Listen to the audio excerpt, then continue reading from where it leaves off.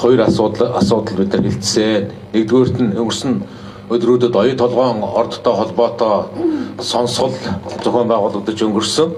Энэ сонсголтой холбоотой сонсголын тайланг төр хороо улсын хурлаар хилцүүлэх ёстой. Энэ тайлангийн мэдээллийг төр хороонд ардсан намын бүлгээс төлөөлжүүлсэн улсын хурлын гишүүн Жаргалан, Шижир, Бямсвар нарын 3 гишүүд орсон. Энэ гишүүдийн төлөөлөл бас бүлэг дээр тодорхой мэдээлэл өгч байр суурь илэрхийлсэнийг бас хэлье.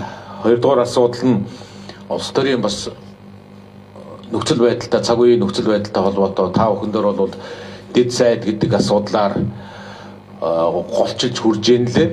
Ер нь бол дэд ардчсан намын бүлгээс тавьж байгаа асуудал дэд сайдын асуудал гэдэг нь нөгөө зүйрлээд ярих юм бол мөсөн уулын оройны асуудал шүү. Ардчилсан нам өнгөрсөн цаг хугацаанд байнга төрөө цонхон болгоё. Илүү үр ашигтай, илүү бүтээмжтэй болгоё. Энэ хэрээр хувийн хэвшил, иргэдийн оролцоо эдийн засагт гарна гэдэг байр суурийг л байнга илэрхийлж ирсэн төсвийн тодотгол бүхий л зүйл дээр төсвөө таны хасья энэ санаачлагыг бид нар бүрэн дүүрэн дэмжиж ажиллая гэдэг.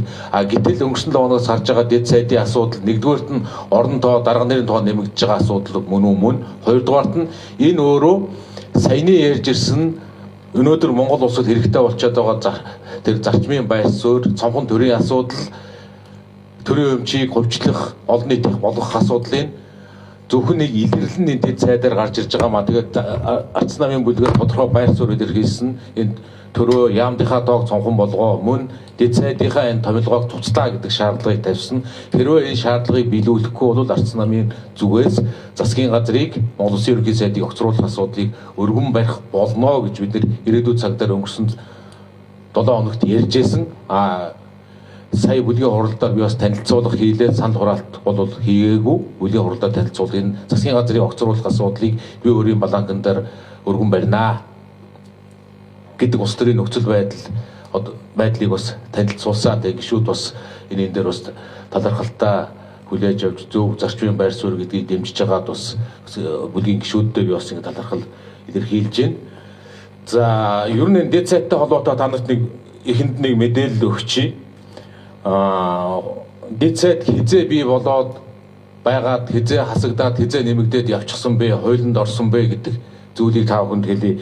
2015 оны 10 дугаар сарын 30-ны өдөр улсын хурлаас засгийн газрын тухай хуулинд өөрчлөлт орж 2015 оны 30 гэдэг нь тэр ардчилсан намын ерөнхий сайд засаг барьж ирсэн үе 15 оны 10 дугаар сард засгийн газрын тухай хуулинд өөрчлөлт оруулж дэд сайдгүй ажиллана гэдэг шийдвэрийг ардчилсан намын үед оруулж ирсэн. За нэгдүгээр, хоёрдугаарт нь 16 оны 7 дугаар сарын 21-ний өдөр 16 оны 6 сард сонгуульболсон Монгол Ардын нам болон холсон 7 дугаар сарын 21-ний өдөр засгийн газрын хуулинд өөрчлөлт оруулж Монгол Ардын нам дэд сайдтай ажиллана гэж хуулинд өөрчлөлт оруулж ирсэн. Тэр хууль өнөөдөр явж байгаа тухай ерөнхий сайд хэлнэлээ. Тэгэхээр энэтэй холбоотой олон зүйлүүдийг хэлж болно. Яг өнөөдөр Монгол улсад 4-5 мянган орчим төрийн албаны оронтой хоосон байгаа. Энэ бүхэн дээр ингээд нөхөөд магадгүй оронтой хоосон болвол орлож хийгээд ингээд асуудлууд ингээд явагддаг. Гэтэл дэд сайдын асуудлыг хуулинд байгаа юм шигээр ярилээ. Тэгээд бидний зүгээс бүлгийн гишүүдийн зүгээс илэрхийлж байгаа байр суурь, миний ч гэсэн байр суурь нэгэнт хуулинд ардын нам оруулсан бол хуулиар ардын нам өөрчил. Энэ өөр эрх зүйн ямар бодлогын баримтчгийн хүрээнд дэд сайдаа хас танах болцоо энийг ардын нам эрх баригчид засгийн газар өөрснөө хийх ёстой. Бидний шаардлага бол хэвээрээ энэ тэр тусмаа энэ 7 хоногт Монгол Улсын засгийн газраас их хурлаас олонхоос дэд сайдын асуудлаа буцаан татахгүй бол засгийн газрыг огцруулах бичгийг өргөн барина. Тэр тусмаа 32-оор өргөн барихыг магадгүй өнөөдөр гүйцээч чинь. Тэгэхдээ энэ 7 хоногт энэ асуудлаа эргэн татаа гэдэг шаардлагыг тавина гэдгийг хэлээ. Тэгээд сайднараас ч гэсэн та нар асуух хэрэгтэй. Та дэд сайдгүй бол ажиллаа хийж амжихгүй байх гэдгийг та бүхний коридороос асуугаарай. Тэгээд тэр би сайхан тангараг өргөхдөг сайхан юм ярьжсэн сайд нарыг дэд сайдгүй ажиллавал ажиллаж чадахгүй байна гэж байгааг нь ажлаа өгөхийн бүгдээрээ шаардах хэрэгтэй. Тэр ачааллыг даахгүй гэж байгаа бол тэр ажлаа өгөх хэрэгтэй тэр сайд нар. Дахиад дээрэс нь та бүхэн тодруулах нэг зүйл бий. Тэр нь 2026 оны улсын төсвийг хэлэлцэхэд 2026 оны Монгол улсын төсвийн тухай хуулинд дэд сайд гэдэг оронтой байхгүй, дэд сайд гэдэг хүн болоод тэрийг дагсан цалин хангамжтай холбоотой төсөв мөнгө тавигдаагүй. 26 оны төсөв дэд сайд гэж байхгүй шүү. 26 оны төсөв. Монгол Улсын төсөв дэд сайд ажиллуулахаар ямар нэгэн тийм төсөв мөнгө байхгүй. Дахиад нэг зүйлийг нэмээд хэлэхэд дэд сайд гэдэг албан тушаалт нь үнэхээр тэр сайдыг орлож ажиллах гэж байгаа юм бол Монгол Улсын засгийн газрын тухай хуулинд сайдыг орлох тухай асуудал бас байхгүй. Одоо жишээ нь сангийн сайд улсын хурал дээр Монгол Улсын төсвийг танилцуулахад сангийн сайд байхгүй болвол дэд сайд орж иж танилцуулдаг. Энийг өөр нэг сайд танилцуулдаг. Салбар хүн дээр адилхан. Тухайн сайдад нөхцөл байдал гарвал өөр сайд ажлыг нь оролдог. Дэд сайд оролдоггүй. Тэгэхээр яг энэ үнэхээр тэгвэл энэ яг өнөөдрийн энэ хуулиар ямар хэрэгтэй албан тушаалтан бэ гэдэг асуудлыг ч гэсэн ингээд талдаа тавих хэрэгтэй гэж бодож байна. Тэгээд бүлгээр хэлцээ асуудалтай холбоотой оюутлогоо хилцүүлэг сонсгол болоод манай төр хорооны гишүүдээс өгсөн мэдээллийн хүрээнд жаргалан гишүүн мэдээлэл хийнэ. Тэгээд дараа нь асуулт байвал хариулъя. Сайн бацгаана уу та бүхэн өдрийн мэндийг хүргэе. 2024 оны 7 дугаар сарын 2-нд Улсын хурлын 62 дугаар тогтоолоор оюу толгой төсөлтэй холбоотой хянан шалгах төр хороо байгуулагдсан. За Улсын хурлын хянан шалгалтын тухай хууль болон бусад холбогд хууль тогтоомжийн хүрээнд хянан шалгах төр хороонд цөөнхийн бүлгийг төлөөлж Бямсрын гишүүн, Шижир гишүүн болон миний бид гурав ажилласан байгаа. За төр хороо бол өнгөрсөн хугацаанд 6 сарын хугацаанд ажиллахдаа бол улсын хурлаар томьёолж өгсөн цар хүрээ хязгаарын дагуу хяналт шалгах хийх шинжээч болон шалгагч нарыг томилж ажилласан байгаа. За мөн одоо 12 дугаар сарын 8, 10, 12-ны өдрүүдэд нийт 3 өдөр нээлттэй сонсголыг зохион байгуулж иргэдэд бас мэдээлэл өгөх, холбогдох одоо бас гэрчүүдээс тодорхой мэдээлэл авахын ажлыг зохион байгуулсан. За тэгээд энэ 7 хоногт бол улсын хурлаар хяналт шалгах төр хорооны тайлан болон санал дүгнэлт за мөн одоо улсын хурлын тогтоолын төслийг бол одоо хилцэхээр байгаад байгаа. Тэгэхээр үүнтэй холбоотой өнөөдөр улсын хурал дахь ардчилсан намын бүлгийн хурлаар өнгөрсөн хугацаанд хянан шалгах төр хорооны хийсэн ажлын талаар бол бид гурвын хувьд бол мэдээлэл өглөө. За ямар ч байсан гэсэн төр хороо бүтэн одоо 6 сарын хугацаанд ажилласны хүчинд бол нийт бараг 20 шахам хянан шалгагч шинжээч нарын дүгнэлттэй танилцаж за мөн одоо энэ шинжээч нарын дүгнэлтийг нэгтгсэн хянан шалгах төр хорооны тайлан гэдэг за баримт бичгийг бол гаргасан байгаа. За мөн төр хорооны тогтоолоор төр хорооны санал дүгнэлтийг баталсан. За мөн одоо энэ 7 хоногт улсын хурлаар улсын хурлын тогтоолын төслийг хилцүүлэх ийм төлөвлөгөөтэй ажиллаж байна. За тэгэхээр төр хорооны хянан шалгах цар хүрээ хязгаарын дагуу өнгөрсөн хугацаанд бол одоо Онтре компани дээр бүртгэлтэй байгаа жавхлан чивээ толгой лицензүүд ашигт малтлын ордын лицензүүдтэй холбоотой асуудал за мөн одоо өнгөрсөн хугацаанд оюу толгой ХХК-даар хуримтлагдаад байсан хувь нийлүүлэгчийн зээл за одоо мөн одоо бусад зээлүүдтэй холбоотой зээлийн хүү хуримтлагдсан хүү болон одоо санхүүжилттэй холбоотой асуудлуудын хүрээнд за мөн одоо Монголын талын өгөөжийн асуудлаар гэсэн ийм 3 багц асуудлын хүрээнд хянан шалгах ажиллагаа явагдсан.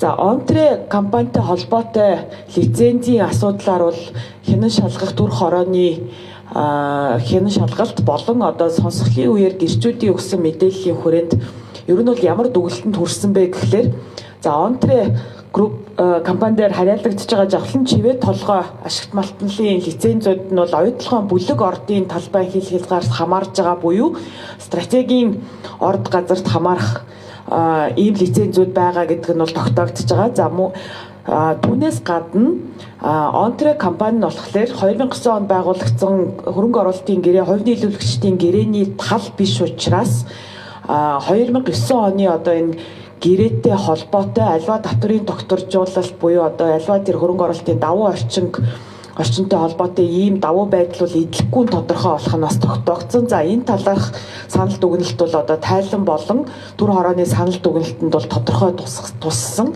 За тэгэхээр улсын хурлын тогтоолт бол энэ Онтре компани дээр байгаа лицензүүдийг одоогийн байгаа хууль одоогийн хүчин төгөлдөр үйлчилж байгаа хууль эрх зүйн орчны хүрээнд Монголын талын эрх ашигыг хамгаалах замаар шийдвэрлэх ийм үүрэг чиглэлийг бол засгийн газарт олгохыг зорьж байгаа. За мөн санхүүжилттэй холбоотой асуудал дээр бол өнгөрсөн хугацаанд оюу толгой төслийн зардлын хэтрэлт, хугацааны хэтрэлт, за үе үеийн улсын их хурлаас засгийн газарт өгсөн үүрэг чиглэл хангалттай хэрэгжээгүй асуудлаас улбаатайгаар оюу толгой хийхгээр одоогоор бол 20 орчим тэрбум $, зээл болон зээлийн хүү хуримтлагдаад байгаа асуудал бол Монгол улсын эрх ашигт бас ноцтойгоор нөлөөлөх ийм асуудал гэдэг нь бол бас сонсгол болон хянан шалгах дүр хорооны ажлын явцад бол тодорхой болж байгаа. За тэгэхээр энэ санхүүжилтийн нөхцөлийг сайжруулах энэ хувь нийлүүлэгчийн зээл хэлбэрээр Rio Tinto буюу толгой компаниас оюу толгой ХХК буюу манай засгийн газрын 34%-ийг эзэмшиж байгаа охин компанид олгосон зээлийн хүү хит өндөр байгаатай холбоотой асуудлыг бол засгийн газар нэн даруй хөрөнгө оруулагч талтай хилцээр хийх замаар бол бууруулах нь зайлшгүй шаардлагатай гэсэн ийм зүйл бол тодорхой болж байна. За үүнийг бол улсын их хурлын тогтоолын төслийн 2 дугаар зүйл залтаар бол засгийн газарт оюутлогын хувь нийлүүлэгчдийн гэрээнд нэмэлт өөрчлөлт оруулах замаар энэ санхүүжилтийн арга хэлбэр, санхүүжилтийн загвар завуулмаар энэ хуримтлагтаад байгаа хүү болон цаашдын энэ хүү төлбөртэй холбоотой асуудал дээр бол дөрвтэй шийдэл гаргаж ажиллах нь зүйтэй гэсэн ийм асуудал тодорхой болж байна.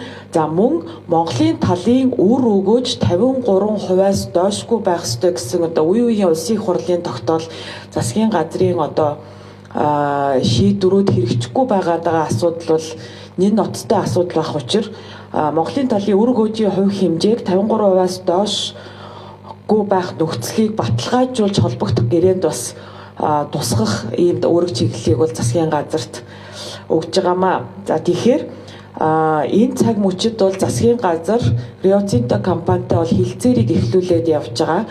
Тэгэхээр бол энэ улсын их хурал дээр эдгээр оюутлоготой холбоотой эдгээр асуудлуудыг бас нээлттэй хэлэлцэж энэ бол улсын их хурлын хяналтын механизмын хүрээнд бас иргэдэд тодорхой мэдээлэл өгч ажилласан энэ зүйл бол бас засгийн газрын хилцээрт бол тодорхой бас эерэг үр дүн болох Монголын тал бол нэгдмэл нэг юм байр суурьтайгаар хилцээрт орох юм нөхцөлийг бүрдүүлэх учиртай гэсэн байр суурьтай байгаа.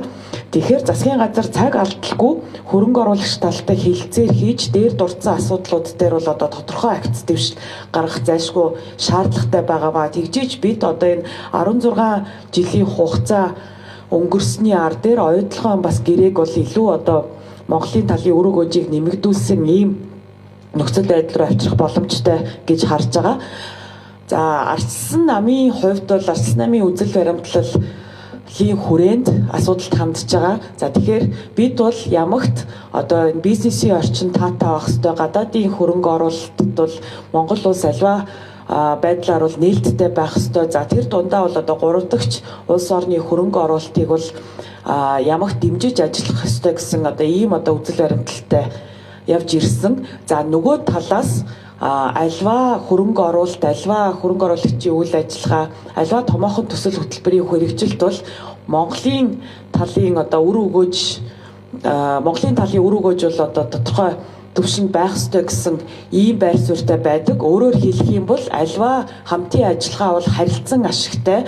Тэгээд талууд бол бас энэ тэнцүү байршлаас бол хилцээрт орж айл талынхаа эрх ашигыг хамгаалж ажиллах ёстой гэсэн ийм байр суурьны хүрээнд бол бас энэ асуудалд бол хандж байгаа гэдгийг бол зохон тэмдэглэе. Тэгэхээр оюу толгойн асуудал бол цаашдаа бол харилцан ашигтай байдлаар Монголын талын үр өгөөжийг бол анхнаасаа хөрөнгө оруулагч тал 53-аас доошгүй байх нөхцөлийг хүлээмжшөөрөд орж ирсэн нөхцөл тэр төвшөндөө бол байх ёстой гэсэн ийм байр суурьнаас бол альва хилцээрт хандах ёстой гэсэн ийм байр суурьтай байгаамаа. Баярлалаа. За мэдээлэлтэй холбогдуулаад бол ус асуудлаар асуулт байвал хариулъя. Ардчилсан намаас жагсаал зохион байгуулж гин үү гэж байна. Ардчилсан намаас ямарваа нэг жагсаал зохион байгуулаагүй. Нэгдүгээрт нь, хоёрдугаарт нь та нар анзаарсан бол бид бүгдийн зүгээс өнгөрсөн 7 хоногт ээлж тус сурал хийх шаардлага тавьсан.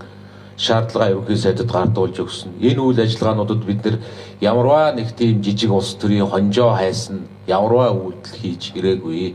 Бид нэр бүлгэрээ хэлцээ зарчмын байр суурь тавьсан, гардуулж өгсөн, одоо хугацаа хүлээж ин тэр үед юу гэж хэлсэн?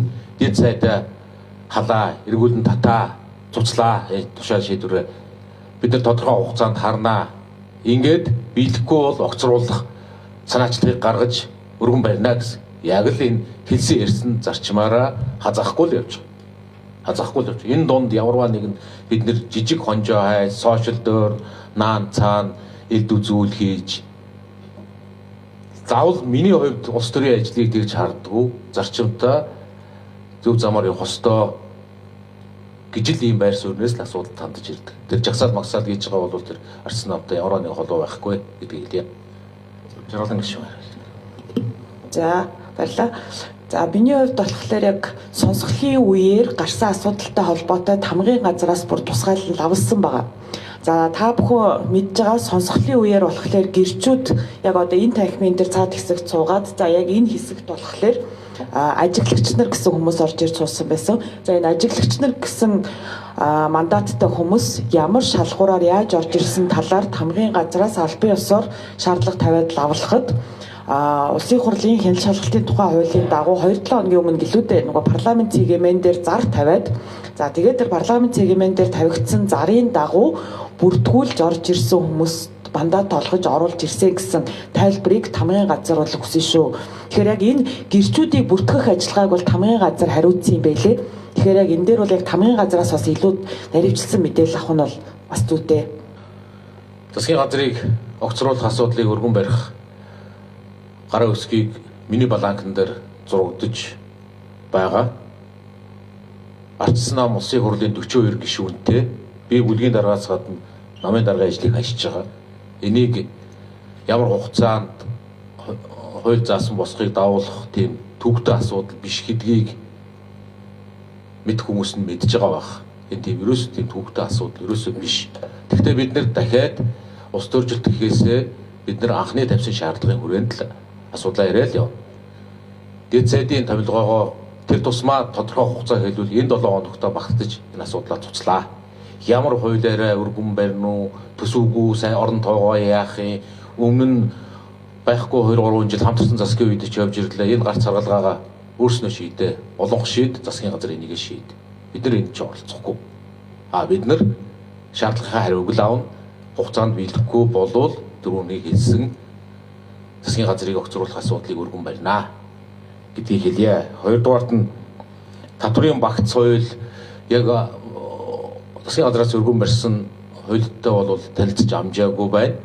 Ер нь татврыг бууруулах аливаа санаачлалууд бол зөв. Гэхдээ энэ асуудал нь зүгээр нэг гал унтраас нь ажил хийсэн болж харагдсан бити байгаасаа гэж бодож байна. Бидний хувьд энэ асуудлуудыг байнга тэр тусмаа татвар буурна гэдэг чинь төр жижигэрнэ гэсэн үг.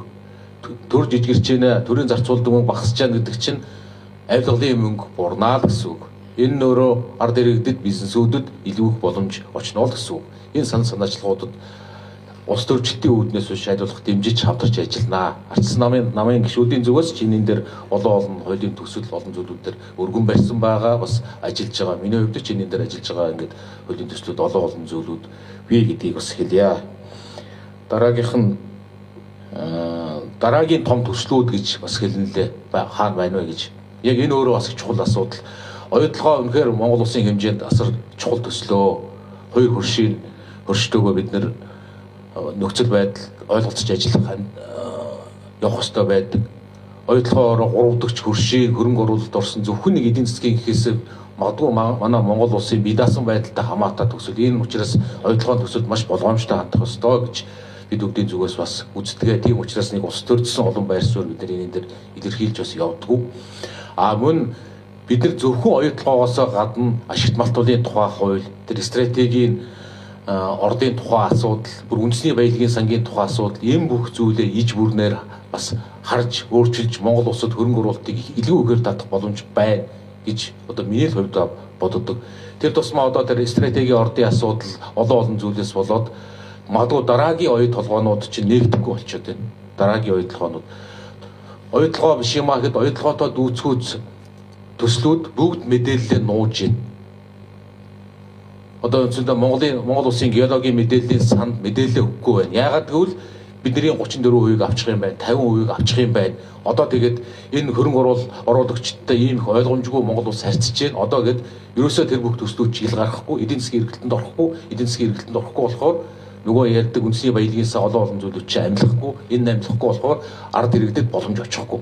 Тэгэхээр энэ зөвхөн оюутлогоо том төсөл, оюутлогоодоор бид нар маш том асуудлуудыг үеийн засгийн газар ач холбогдлоо гэж ярих ёстой. Нөгөө талаасаа дахиад хууль эрх зүйн орчноо илүү томоор харж дараагийн 2 дахь, 3 дахь, 4 дахь, 5 дахь оюутлогоог нээж энэ Монгол улсын эдийн засгийг одоо огцом өсөлтөөр өсөх боломж бололцоо бүрэн дүүрэн байна гэж бид өвдийн зүгээс үздэг гэдгийг бас хэлье.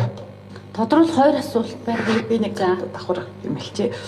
За өнгөрсөн хугацаанд бол улсын хурлын арчилсан намын бүлэг улсын хурлын хяналт шалгалтын механизмыг сайжруулах тал дээр бас нэлээ идэх санаачлагтай ажиллаж ирсэн. За та бүхэн санаж байгаа бол наадмын өмнөхөн бол бид нар улсын хурлын тухай хууль, чуулганы уралдааны дэгийн тухай хууль, за мөн одоо хяналт шалгалтын тухай хуулиуд бол тодорхой өөрчлөлт оруулсан байна. За хяналт шалгалтын тухай хуульд оруулсан өөрчлөлтөөр бол сонсголыг одоо энэ түр хороо болон одоо альва сонсголыг зөвхөн орлогын бүлгээс томилогдсон хүмүүс ахалдаг байр байдлыг бол бас халаад за мөн энэ түр хороо байгуулах санаачлагыг гаргасан тэр гишүүд дотроос ахлагчийг сонгох боломж олцоог бас бүрдүүлсэн. За энэ оюутлоготой холбоотой түр хороо бол энэ хууль батлагдахаас өмнө байгуулагдсан юм түр хороо. За тэгээд яг өмнөх хуулийнхаа одоо хүрээнд бол одоо манай бүлгээс 3 гишүүн ороод ингээд ажилласан. За цаашдаа бол бид нар бол энэ улсын хурлын хяналт шалгалтын механизмыг маш сайн ажилуулах хэрэгтэй байгаа. Тэгэхээр зүгээр нөө сонсгол хийлээ гэхэд өнгөрсөн хугацаанд явж ирсэн сонсголууд за нэг ялангуяа одоо нөгөө өмнөх 4 жилийн хугацаанд явж ирсэн сонсголууд бол нэлээд тийм улс төрчсөн өнгө аястай ажил хэрэгч бус байсны бас асуудлууд гараад байгаа юм шиг харагдаж байгаа. Өөрөөр хэлбэл цаашдаа бол энэ улсын хурал дээр маш олон сонсгол явах хэрэгтэй, маш олон юм төр хороонуудад байгуулагдаад ажил хэрэгч байдлаар ерөнхийдөө улсын хурал дээр асуудлыг татаж авчираад асуудлуудтай танилцаад за тэгээд улсын хурлаас тодорхой одоо тэр нөгөө тогтоол шийдвэрүүд за магадгүй одоо хуулийн төслүүдэд оруулах өөрчлөлтүүдийг хилцээд явах ийм ажил хэрэгч байдал руугаас орох нь чухал юм уу гэж харж байгаа. За саяны оюутлогын сонсгол бол бас зарим талаараа бас өмнөх шиг тийм улс төрчсөн нэлээд одоо янз бүрийн PR орж ирсэн ийм л одоо сонсгол боллоо. Гэхдээ нөгөө талаасаа бол бид нар бодит үр дүн нь юу ах вэ гэхээр одоо энэ түр хорооноос гарч байгаа санал дүгнэлт. За тэгээд одоо энэ нөгөө түр хорооны тайланд тусгагдсан шинжээчдийн болон хянан шалгагч нарын тодорхой мэдээллүүд бас иргэдэд нээлттэй болж одоо иргэдийн бас мэд хэрхийг хангаж байгаа явдал бол бас тодорхой үр дүн мөн гэж харж байна. За тэгээд энэ санал дүгнэлт батлагдсанаар за мөн одоо өнөөдөр энэ 7 хоногт улсын хурлаас засгийн газар чиглэл өгсөн тэр тогтоол батлагдах нь бол одоо бас тодорхой үр дүн муу юм аа гэж харж байгаа. Тэгээд цаашдаа бол бид нар энэ хянан шалгалтын ажиллагааг бол бүр илүү олон удаа явуулж за хэвлэл мэдээллийнхэн маань ч гэсэндээ энэ дээр бол одоо нөгөө сенсац анхаарах гэдгээсээ илүү одоо нөгөө ажил хэрэгч юм өдөр тутмын үйл ажиллагаа бас болох нь бас чухал байгаад байгаа. Өөр ямар асуулт байна? Та нарын баталсан хууль гэдэг дээр харин би түрүүн хариултыг өгчихсөн. 15 онд арчилсан намаас гаралтай засгийн газар ажиллаж байхдаа дэд сайдгүй байна гэж баталсан. Бүр та нарт огноогийн та нар үзээрэй. 15 оны 10 дугаар сарын 30-нд 16 оны 7 дугаар сарын 20-нд Монгол тэр үеийн Монгол Ардын нам олон холоод дэд сайттай байна гэсэн. Та нарын баталсан хууль гэдэг нь лавл одоо бидний үед энэ хуулийг энэ бол тэр чинь 68 гишүүнтэй байлгүй. Тэр намын хийсэн ажил. Тэгэхээр тэр хүмүүс энэ хуулийг өөрснөө засах ёстой санаачлага гаргаад батлаад энийг. Тэгээ ер нь ямар замаараа яаж хэрэгжүүлнэ үү? Би бол олонхын асуудал, засгийн газрын хүч зөргийн асуудал өөрснөө биелүүлэх ёстой л гэж бодож. Бид нар энд оролцохгүй. Бид нар шаардлага тавина. Энэ 5 дахь өдөр гэх зүйлийн хугацаа шаардлагатай болвол өргөн барина гэж бодож байна. Тэр гарын үсэг зурсан гишүүдийн тоо тийм их чухал биш. Энэ тоог өнөөдөр ч гүйцээж чадна гэдгийг хэлж байна. Юу нэг дээр хоёр асуудал би гишүүн баланкн дээр хууль тогтоолын төсөл санаачлахын гишүүний бүрэн эрхийн асуудал. Тэгээ энийг заавал энийг их олонхоор батлаад гишүүдийг шахах шаардлагагүй гэж нэгдүгээр дуудаж байна. Арц намын бүлгийн гишүүд үнэхээр өнөөдөр бас чөлөөтэй, эмнэлгийн чөлөөтэй янз бүрийн гишүүд бий, эдгээр гишүүд маань гүнтэх шалтгаантай гишүүдээс бусад гишүүд бол бүрэн дүүрэн оролцоно гэдэгт би бол огтхож эргэлзэхгүй. Дараагийн 7 хоногийн дараагийн даваа гарагч 12 дугаар сарын 29-ний өдөр. 29 гэдэг чинь амралт бас амралтын өдөр болчихж байгаа. Энэ магадгүй чуулганы 12 сарын 31-нд хаавал энэ чуулганы болоод энэ жилийн ингээд төгсгөлийн бүлгийн хурлын мэдээлэл байж магадгүй засгийн газрыг огцруулах асуудал мэдээж хөндөгдөд эхэлвэл ээж тусаар асуудлууд ингээд яригдаад явна. Тэгэхээр ер нь энэ оны төгсгөл олон зүйл болж байгаа учраас энэ оныг нэг дүгнээд нэг хэлэх ёстой байх. Ер нь энэ 2025 оныг дүгнээд ярил 2025 оныг дүгнээд цөө үгээр ярил ард түмний амьдралд улаан гэрэл ассан албан тушаалтнуудад үргэлжлэн ногоон гэрэл нь нассан ийм жил байлаа гэж дүгнж хэлж болох юм аа.